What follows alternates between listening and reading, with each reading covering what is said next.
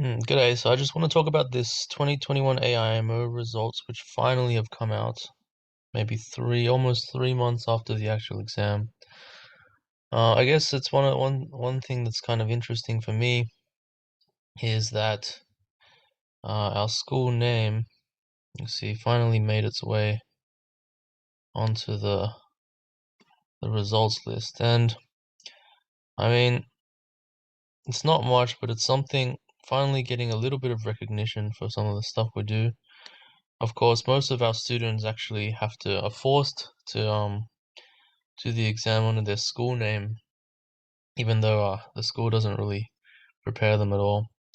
Actually, we barely prepare any Year 10 students for this exam, but this was one of them. Had a couple of perfect scores as well. And yeah, so actually maybe I can tell you some stats that's not so obvious to read from the website. So for example, you can see that there's about 5 tabs. Each tab has 20. So and the fifth one's not complete. So there's 89 people that made this list. So 89 people that made this list. 31 prizes, which in this year was quite an anomaly, was a perfect score, had to be 31 perfect scores. And so therefore like 58 high distinctions that weren't perfect scores. Okay, so the high distinctions but not prizes. And then if you remove all the non-Australian schools, then you have 27. So 4 of the prizes came from non-Australian schools, so 27 prizes from Australia, 44 high distinctions, 71 total, which means that yeah, so like about 18 of these people are not from Australia. And if you remove all the ones that are not from New South Wales, then it actually goes down quite a bit. So there's only 8 prizes and 20 high distinctions, for 28 in total. So out of the 71 from Australia, 28 are from New South Wales, and I can say that actually quite a few of them are from our school, Dr. Michael's son's School of Maths. So it was nice. We don't actually really prepare the Year 10s, and some of them got perfect scores.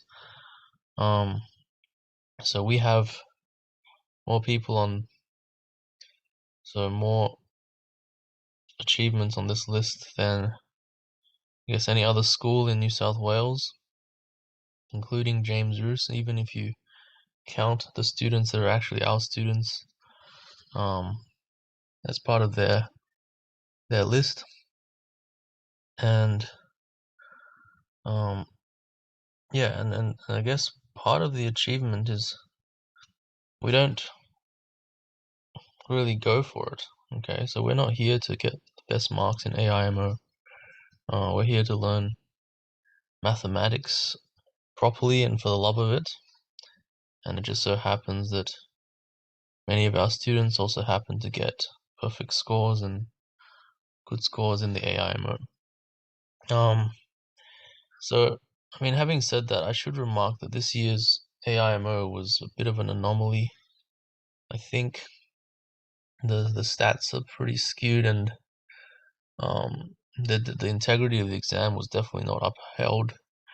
It was done online, and a lot of schools did a very stupid thing and did not provide any supervision for the exam and made the parents supervise their own children, which resulted in a lot of um let's say inconsistencies.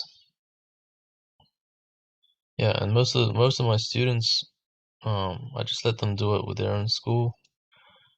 Some of them are forced to do it that way, but some of them, even if they wanted to, the school didn't even bother to set up the exam.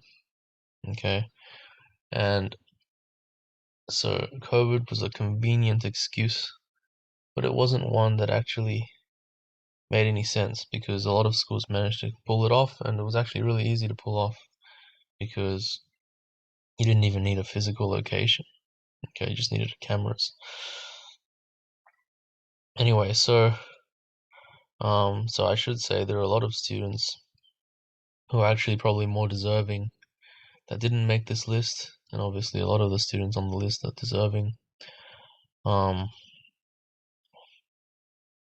And yeah, so I think usually there's a lot more students on the list because there's a lot more people doing it. Usually it's like 2,000 or so students at least, and now I think it was only 15 or 1,600 students who did this one.